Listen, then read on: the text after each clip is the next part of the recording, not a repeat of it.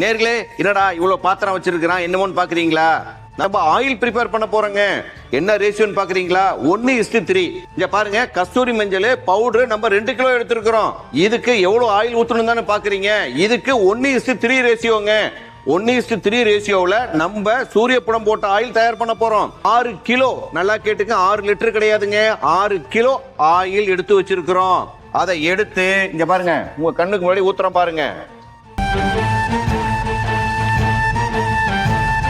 ஊத்தியாச்சுங்களா? இத நம்ம நல்லா கலக்கி விடணுங்க. கலக்கி விட்டுட்டு சூரிய ஒளியில காலையில எடுத்து வெயில்ல வைக்கணும், மாலையில எடுத்து உள்ள வச்சிடணுங்க. இது என்னன்னு பாக்குறீங்களா? இந்த காட்டன் கிளாத்தை மேல நம்ம கட்டணுங்க. கிளாத்தை கட்டணும் அப்படின்னா சூரியனிலிருந்து வர்ற புற ஊதா கதிர்கள் நேரடியாக எண்ணெயில படக்கூடாதுங்க. அதுக்காக தான் நம்ம இந்த மாதிரி பண்றோம். அதனால இது போல ஆயில்களை நீங்களே வீட்டுல செய்யுங்க.